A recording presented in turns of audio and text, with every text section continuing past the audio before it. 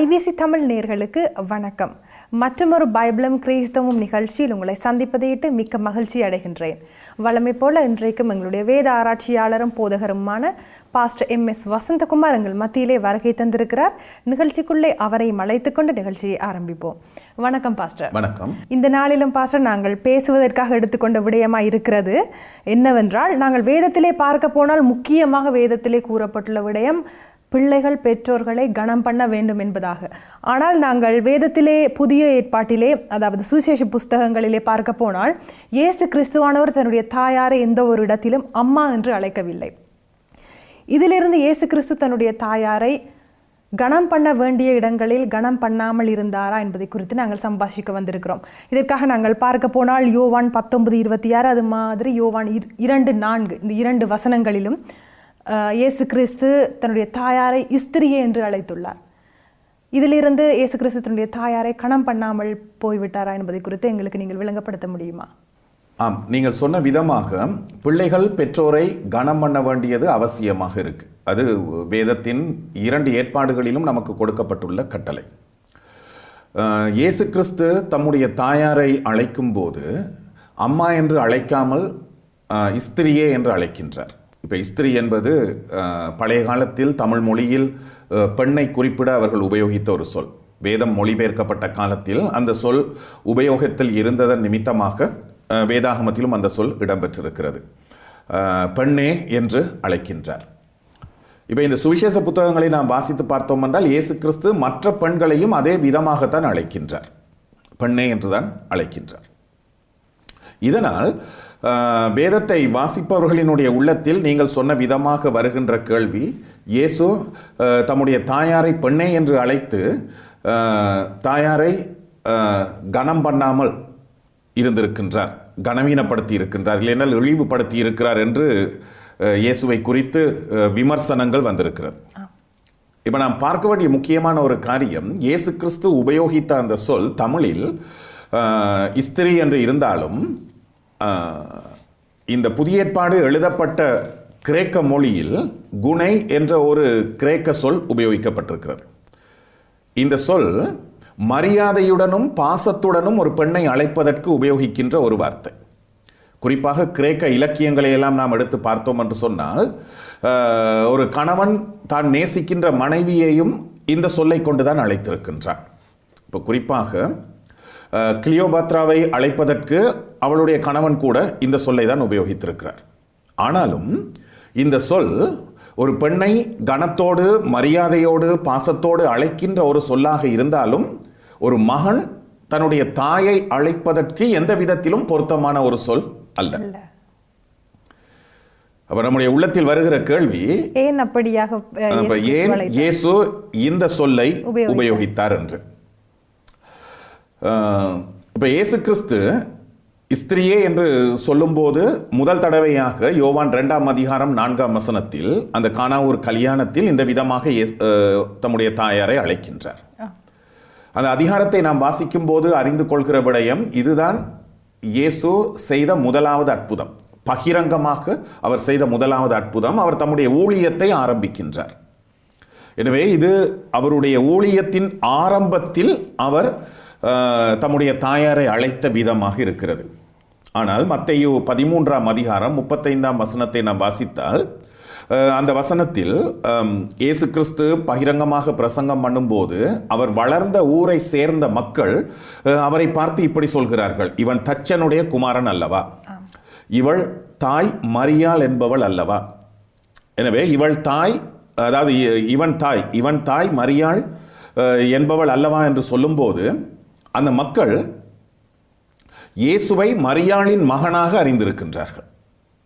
அப்ப மரியாளின் மகனாக அந்த மக்கள் இயேசுவை அறிந்திருந்தார்கள் என்று சொல்லும்போது, இயேசு நிச்சயமாக அந்த காலத்தில் தம்முடைய தாயாரை அம்மா என்றுதான் அழைத்திருப்பார்.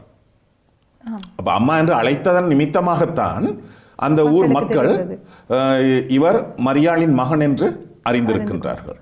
ஆனால் இப்போது ஊழியத்தை ஆரம்பிக்கும் போது என்ன நடக்கிறது? அம்மா என்று அழைக்காமல் ஸ்திரியே இல்லைனால் பெண்ணே என்று அழைக்கின்றார். இதற்கு முக்கியமான ஒரு காரணம் இருக்கிறது. என்னவென்று சொன்னால், இயேசு தம்முடைய பகிரங்க ஊழியத்தை ஆரம்பிக்கும் வரைக்கும் லூக்கா எழுதிய சுவிசேஷம் 2ஆம் அதிகாரத்தை நாம் வாசித்து பார்த்தோம் என்றால் அவர் தம்முடைய பெற்றோருக்கு கீழ்ப்படிந்து நாசரேத்தில் அவர்களோடு வளர்கிறார். குறிப்பாக அந்த லூக்கா எழுதிய சுவிசேஷத்தில் 2ஆம் அதிகாரத்தில் நாம் வாசிக்கிற ஒரு விஷயம், கடைசி வசனங்களில் இயேசு கிறிஸ்து 12 வயதாக இருக்கும்போது எருசலேம் ஆலயத்திற்கு போகின்றார் தம்முடைய பெற்றோரோடு, யோசேப்போடும் மரியாளோடும். அந்த பண்டிகை காலம் முடிந்து பெற்றோர் திரும்பி தங்களுடைய சொந்த ஊருக்கு போகும்போது இயேசு ஆலயத்திலேயே இருந்து விட்டார். இவர்கள் பாதி வழியே போய் இயேசுவை காணாமல் மறுபடியுமாக தேடி வருகின்றார்கள். ஏனென்றால் அந்த காலத்தில் பிரயாணம் செய்யும் போது, இப்போ தூர இடத்திலிருந்து பண்டிகைக்கு வருகிறவர்கள் ஒரு குழுக்களாக வருவார்கள். அந்த விதமாக வரும்போது ஆண்கள் தனியாகவும் பெண்கள் தனி குழுவாகவும் வருகிறதன் நிமித்தமாக இயேசுவினுடைய பெற்றோர் நினைத்திருக்கலாம், இயேசு ஆண்களோடு இல்லைனால் அவர் வயது கொத்த பிள்ளைகளோடு சேர்ந்து வருகிறார் என்று அவர்கள் பிரயாணப்பட்டு போயிருக்கிறார்கள். இடையில் அவரை காணவில்லை என்று மறுபடியும் தேடி வந்தார்கள். வந்தபோது இயேசு என்ன சொல்கிறார்? ஏன் என்னை தேடினீர்கள்? நான் என் பிதாவுக்கு அடுத்த காரியங்களில் இருக்க வேண்டும் என்பதை நீங்கள் அறியீர்களா என்று கேட்கிறார். அப்படி கேட்டாலும் கூட அவர் அவர்களோடு போயிருக்கின்றார். இப்போ இயேசுவுக்கு கிட்டத்தட்ட 30 வயது ஆகிவிட்டது. அவர் தம்முடைய பகிரங்க ஊழியத்தை ஆரம்பிக்க போகின்றார். எனவே அந்த பகிரங்க ஊழியத்தை ஆரம்பிக்கும் காலம் வரைக்கும் இயேசு கிறிஸ்து மரியாளின் மகனாக செயல்பட்டார். ஆனால் தான் அவர் கீழ்ப்படிந்து வாழ்ந்தார். ஆனால் இப்போது அவர் பகிரங்க ஊழியத்தை ஆரம்பிக்க போகின்றார். எனவே அந்த நேரத்தில் இருந்து தமக்கும் மரியாளுக்கும் இடையே இருந்த உறவில் ஒரு மாற்றம் ஏற்பட்டதை மரியாளுக்கு சுட்டி காட்டுவதற்காக அதுவரை காலமும் அம்மா என்று அழைத்து வந்தவர் இப்போது என்ன செய்கின்றார்? பெண்ணே என்று அழைக்கின்றார். எனவே மரியாளுக்கும் இயேசுவுக்கும் இடையே இருந்த உறவில் ஒரு மாற்றம். அப்படி உறவு மாற்றம் ஏற்பட்டு இருந்தால் அதன் பிற்பாடு மரியாள் இயேசுவின் தாயாகவில்லையா? தாய் என்று குறிப்பிட முடியாதா? உறவில் மாற்றம் ஏற்பட்டது என்று சொல்லும்போது இயேசு அதுவரை காலமும் மரியாளின் மகனாக செயல்பட்டார். ஆனால் இனிமேல் அந்த விதமாக செயல்படாமல் அவர் என்ன செய்ய போகின்றார்? தேவனுடைய குமாரனாக செயல்பட போகின்றார். இப்ப மரியாள் இயேசுவினுடைய தாய் என்று நாம் சொல்லும்போது வேதத்தை நாம் கவனித்து வாசித்தோம் என்று சொன்னால் ஒரு குறிப்பிட்ட விஷயத்தை நாம் அறிந்திருக்க வேண்டும். இப்போ இயேசு கிறிஸ்து மனிதனாக இந்த உலகத்தில் வாழ்ந்த போது அவர் 100க்கு 100% மனிதனாக இருந்தார். ஆனால் அதே சமயம் 100க்கு 100% தேவனாகவும் இருந்தார். தேவன்தான் மனிதனாக இந்த உலகத்திற்கு வந்தார். எனவே அவர் மனிதனாக வருவதற்கு அவருக்கு ஒரு மனித சரீரம் தேவைப்பட்டது. எனவே அந்த சரீரம் மரியாளின் வயிற்றில் அவருக்காக பரிசுத்த ஆவியானவரினால் உருவாக்கப்பட்டது. எனவே இதை குறித்து எபிரேயருக்கு எழுதப்பட்ட நிருபத்தில் குறிப்பாக 10ஆம் அதிகாரம் 5ஆம் 6ஆம் வசனங்களில் இயேசு கிறிஸ்து சொல்கின்ற விதமாக ஒரு வாக்கியம் இருக்கிறது. ஆகையால் அவர் உலகத்தில் பிரவேசிக்கும் போது பலியையும் காணிக்கையையும் நீர் விரும்பவில்லை, ஒரு சரீரத்தை எனக்கு ஆயத்தம் பண்ணினீர், சர்வாங்க தகன பலிகளும் பாவ நிவாரண பலிகளும் உமக்கு பிரியமானதல்ல என்றீர். அதாவது இது யாரை பார்த்து சொல்கிறார் என்பதை கவனித்து வாசித்தால் தான் புரிந்து கொள்வோம். அவர் உலகத்தில் பிரவேசிக்கும் போது என்று சொல்லும்போது அந்த அவர் இயேசுவை குறிக்கின்றது. எனவே அவர் உலகத்தில் பிரவேசிக்கும் போது ஒரு காரியத்தை பிதாவை பார்த்து சொல்கின்றார். பலியையும் காணிக்கையையும் நீர் விரும்பவில்லை, ஒரு சரீரத்தை எனக்கு ஆயத்தம் பண்ணினீர். எப்போது ஆயத்தம் பண்ணப்பட்டது அந்த சரீரம்? அவர் உலகத்தில் பிரவேசிக்கும் போது. இப்போ இயேசு தேவனாக இருக்கிறத நிமித்தமாக அவர் மனிதனாக இந்த உலகத்திற்கு வருவதற்கு முன்பும் அவர் இருந்தார். அப்ப மரியாள் இயேசுவினுடைய அந்த தேவ தன்மைக்கு தாய் அல்ல, மனித தன்மைக்கு மட்டும்தான் தாய். எனவே இயேசுவினுடைய இந்த 2 தன்மைகளையும் நாம் சரியான விதத்தில் புரிந்து கொள்ள வேண்டும்.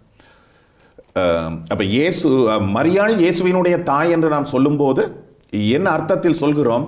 இயேசுவினுடைய மனித தன்மைக்குத்தான் மரியாள் தாயை தவிர இயேசுவினுடைய தேவத்தன்மைக்கு தாய் அல்ல. இதனால் தான் நாம் கவனித்து வாசித்து பார்த்தோம் என்று சொன்னால் இந்த சுவிசேஷ புத்தகங்களை தேவதூதன் இயேசு மரியாளின் வயிற்றில் பிறப்பதை குறித்து சொன்னபோது அவள் ஒரு பாடல் பாடுகிறாள். அதில் என் ஆவி என் இரட்சகராகிய தேவனில் களி கூறுகிறது என்று சொல்கின்றார். அப்ப தானும் ஒரு சாதாரணமான பெண், என்று தனக்கும் ஒரு தேவன் இருக்கின்றார் என்கின்ற அர்த்தத்தில் தான் மரியாள் சொல்கின்றார். பிறகு அப்போஸ்தலர் 2ஆம் அதிகாரத்தை நாம் வாசித்து பார்த்தோம் என்று சொன்னால் அங்கு பெந்தேகோஸ்தே நாளில் பரிசுத்தாவியானவரை பெறுவதற்காக காத்திருந்த பெண்களில் மரியாளும் இருக்கின்றார். இப்போ மரியாள் சாதாரணமான ஒரு பெண், ஆனாலும் தேவன் மரியாளை ஒரு விசேஷித்த பணிக்காக, ஒரு சிறப்பான காரியத்திற்காக உபயோகித்தார். அதாவது தாம் மனிதனாக இந்த உலகத்திற்கு வருவதற்காக அவர் மரியாளை உபயோகித்தார். எனவே தாய் என்று நாம் சொல்லும்போது இயேசுவினுடைய மனித தன்மைக்குத்தான் மரியாள் தாயாக இருக்கின்றார். அதுபோல பாஸ்டர், நாங்கள் இன்னொரு இடத்திலும் பார்க்கலாம். கானாவூர் கல்யாணத்திலே திராட்சை ரசம் குறைவுபட்ட நேரத்திலே மரியாள் வந்து இயேசுவோட உதவி கோரும் வேளையிலே அங்கே யோவான் 2ஆம் அதிகாரம் 4ஆம் வசனத்திலே கூட நாங்கள் பார்க்கிறோம். அதற்கு இயேசு, ஸ்திரியே உனக்கும் எனக்கும் என்ன, என் வேலை இன்னும் வரவில்லை என்று சொல்லுகிறார். அந்த உனக்கும் எனக்கும் என்ன என்று பிசாசுகள் கூட பேசுகின்றன இயேசுவோடு. நாங்கள் அதை மாற்கு 1ஆம் அதிகாரம் 24ஆம் வசனம், அதே போல மத்தேயு 8ஆம் அதிகாரம் 29ஆம் வசனங்களிலே பார்க்கலாம். அப்படியாக இருந்தால் இந்த சொற்பதத்துக்கு என்ன அர்த்தம்? பிசாசுகள் இயேசுவோடு பேசின முறையில் தான் மரியாளோடு தாயோடும் இயேசு பேசுகிறாரா? இப்போ இயேசு கிறிஸ்து என்ன சொல்கிறார்? ஸ்திரியே எனக்கும் உனக்கும் என்ன? பிசாசுகள், அதாவது மனிதர்களில் இருந்த பிசாசுகளை இயேசு துரத்த முற்பட்ட போதுதான் அந்த பிசாசுகள் இந்த விதமாக சொல்கிறது, எங்களுக்கும் உமக்கும் என்ன, இல்லைனால் எனக்கும் உனக்கும் என்ன. இப்போ ரெண்டையும் ஒப்பிட்டு பார்க்கும்போது நீங்கள் சொன்ன விதமாக பிசாசுகள் இயேசுவை பார்த்து பேசிய விதமாக இயேசு தம்முடைய தாயாரை பார்த்து பேசுகிறார் என்று எண்ண தோன்றும். ஆனால் இந்த சொற்பிரயோகம் புதிய ஏற்பாட்டில் பிசாசுகள் உபயோகிக்கின்றன. ஆனால் பழைய ஏற்பாட்டை பார்த்தோம் என்று சொன்னால் மனிதர்கள் தங்களுக்கிடையே பேசிக்கொள்ளும் போதும் பல்வேறு விதமான சந்தர்ப்பங்களில் இதே விதமான வார்த்தையை உபயோகிக்கின்றார்கள். எனக்கும் உனக்கும் என்ன. இப்போ எனக்கும் உனக்கும் என்ன என்றது நாம் தமிழ் மொழியில் என்ன அர்த்தத்தில் புரிந்து கொள்கிறோம் என்பது வேறு விஷயம். யூதர்கள் இந்த வாக்கியத்தை உபயோகிக்கும் போது ரெண்டு விதமாக உபயோகிப்பார்கள். ஒன்று மென்மையாக உபயோகிப்பார்கள், இல்லை என்றால் கடுமையாக உபயோகிப்பார்கள். இப்போது எப்படி ஒவ்வொருவரும் உபயோகித்திருக்கிறார்கள் என்பதை நாம் இந்த வேதத்தை வாசித்து புரிந்து கொள்ள முடியாது. ஏனென்றால் அது அவர்கள் அந்த வாக்கியத்தை இல்லைனால் அந்த சொற்களை உபயோகிக்கும் போது என்ன விதமான தொனியில் அதை சொல்கிறார்களோ அதிலிருந்து தான் அது புரிந்து கொள்ளப்படும். இப்போ பிசாசுகள் இயேசுவோடு பேசும்போது கடுமையாகத்தான் பேசுகின்றன. என்றால் இயேசு அந்த பிசாசுகளை அங்கிருந்து துரத்த போகிறார். அப்போ எனக்கும் உனக்கும் என்ன என்று சொல்லும்போது எங்களை பிசாசுகள் சொல்கின்றன, எங்களுடைய வழியில் விட்டுவிடு. வேறு விதமாக சொன்னால் என்னுடைய விஷயத்தில் நீ தலையிட வேணாம். இப்போ எனக்கும் உனக்கும் என்னன்னு சொல்லும்போது என்னுடைய வழியில் நீ என்னை விட்டுவிடு, இதில் நீ தலையிட வேணாம். அதான் நானுடைய அர்த்தம். அப்போ நீ தலையிட வேணாம். அப்போ இயேசு தம்முடைய தாயாரை பார்த்தும் இப்படித்தான் சொல்கிறார். என்னது? என்னை என்னுடைய வழியில் விட்டுவிடு, இல்லைனால் விட்டுவிடுங்கள், இந்த விஷயத்தில் நீங்கள் தலையிட வேண்டாம். ஆனால் இயேசு மென்மையாக சொல்கின்றார், பாசத்தோடு சொல்கின்றார். ஏன் இயேசு அப்படி சொல்கிறார் என்றால், இப்பொழுது அந்த கானாவூர் திருமண வீட்டில் திராட்சரசம் இல்லாமல் போய்விட்டது. மரியாள் இயேசுவிடத்தில் வந்து சொல்கிறாள் திராட்சரசம் இல்லை என்று. ஏனென்றால் அதுவரை காலமும் மரியாளினுடைய வார்த்தையை கேட்டு இயேசு வளர்ந்தவர், கீழ்ப்படிந்து வாழ்ந்தார். அப்படித்தான் லூக்கா சுவிசேஷத்தில் பார்க்கிறோம். எனவே இங்கும் இந்த திருமண வீட்டில் திராட்சரசம் குறைவுபட்ட போது மரியாள் இயேசுவிடத்தில் வந்து சொல்கிறார். ஆனால் இப்போது இயேசு என்ன செய்கின்றார்? இந்த விஷயத்தில் நீ தலையிட வேண்டாம்.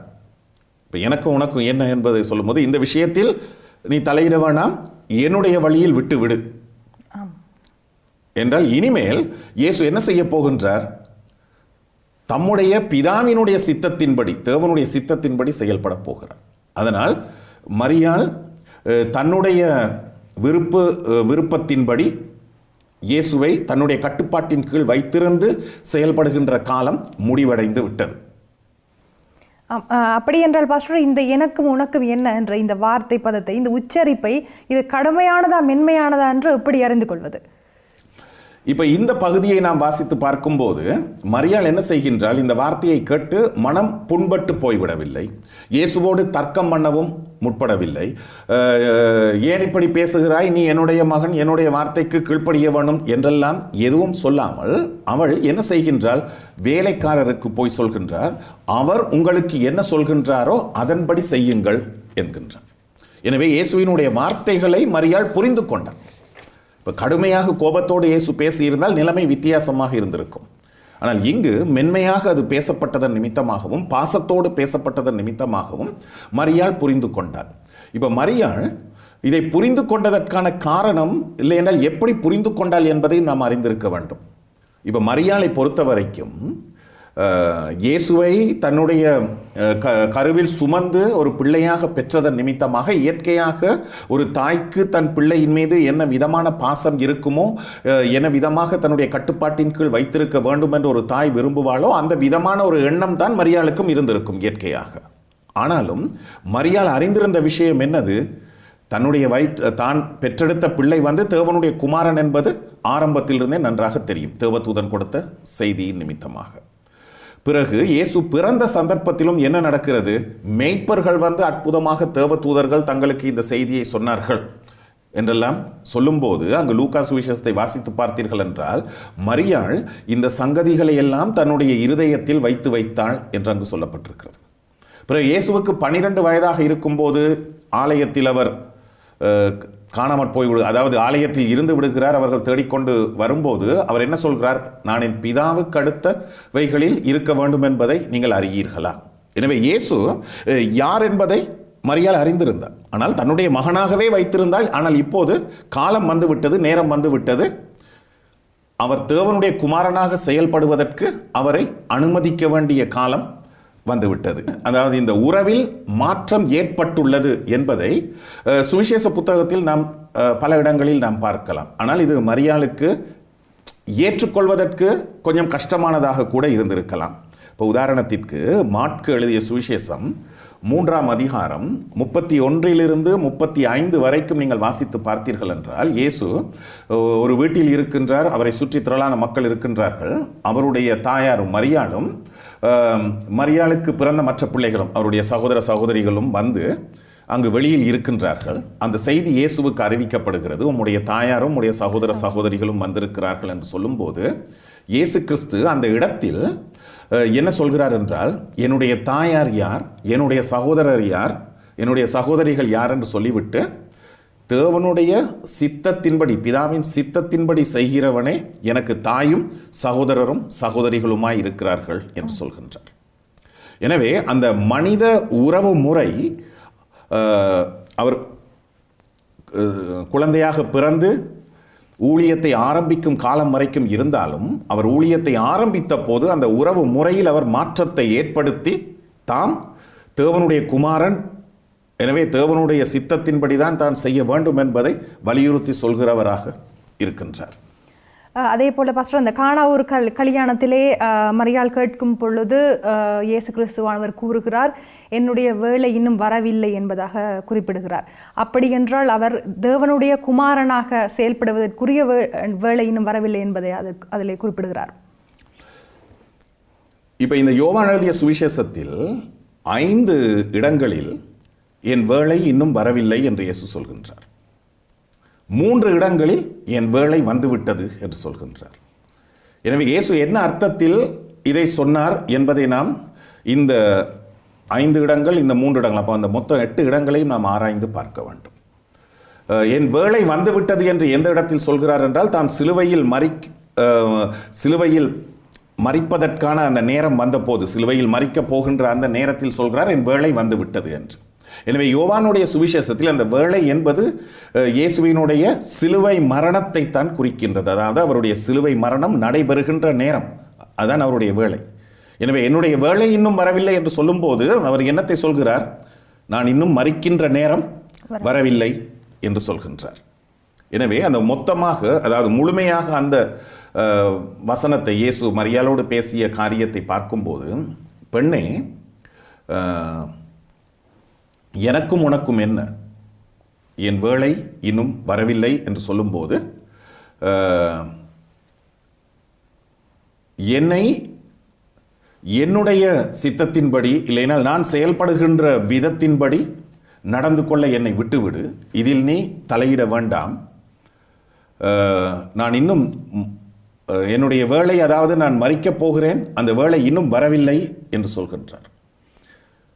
இப்பொழுது இந்த இயேசுவை குறித்து இயேசு குழந்தையாக அந்த ஆலயத்திற்கு கொண்டு போகப்பட்ட போது அங்கு சிமியோன் ஒரு தீர்க்க தரிசனமாக சொல்கின்ற வார்த்தை மரியாளை பார்த்து, உன் ஆத்துமாவையும் ஒரு பட்டயம் உருவி போகும் என்று சொல்கின்றார். அதாவது இயேசுவினுடைய சிலுவை மரணம் மரியாளுக்கு அதிக வேதனையை கொடுப்பதாக இருக்கும் என்பதும் அங்கு சுட்டி காட்டப்படுகிறது. எனவே இயேசு எதற்காக வந்தார் என்பதை நாம் அறிந்திருக்க வேண்டும். மனிதர்களை அவர்களுடைய பாவத்திலிருந்து மீட்பதற்கான பலியை செலுத்துவதற்காக இயேசு வந்தார். அவர் தேவன், ஆனாலும் இதற்காக தான் அவர் வந்தார். அவர் மனிதனாக வந்ததனுடைய நோக்கம், அவர் மனிதர்களை பாவத்திலிருந்து மீட்பதற்காக வந்ததன் நிமித்தமாக அவர் மனிதனாக இந்த உலகத்திற்கு வந்தார். அதாவது பாவத்தின் சம்பளம் மரணம். அதாவது இயேசு தம்முடைய தாயாரை கனவீனப்படுத்தினார் என்று சொல்ல முடியாது. ஏனென்றால் அவர் சிலுவையில் மரிக்கும் போது கூட அங்கு ஸ்திரியே, அதாவது பெண்ணே என்று அழைத்தாலும் கூட தம்முடைய தாயாரை தமக்கு மிகவும் நெருக்கமாக இருந்த யோவான் என்கின்ற சீடனிடத்தில் தாயாரை பராமரிப்பதற்கான பொறுப்பை கொடுக்கின்றார். எனவே அவர் தம்முடைய தாயாருக்கு செய்ய வேண்டிய எல்லா விதமான கணத்தையும் அவர் செலுத்தியவராகத்தான் இருந்தார். நல்லது பாஸ்டர், இந்த நாளிலும் கூட எங்களுடைய கலந்துரையாடலின்படி இயேசு கிறிஸ்துவானவர் தன்னுடைய தாயாருக்கு கொடுக்க வேண்டிய கணத்தை எல்லா சந்தர்ப்பங்களிலும் கொடுத்திருக்கிறார் என்பதை நீங்கள் வேதத்தில் இருந்து பல வார்த்தைகளின் மூலமாக எங்களுக்கு விளங்கப்படுத்தி இருக்கிறீர்கள். மிக்க நன்றி பாஸ்டர். நல்லது நேயர்களே, இந்த நாளிலே நாங்கள் பார்த்த கருத்துக்களின் அடிப்படையிலே தெளிவான விளக்கத்தை நீங்கள் பெற்றிருப்பீர்கள் என்று நாங்கள் நம்புகிறோம்.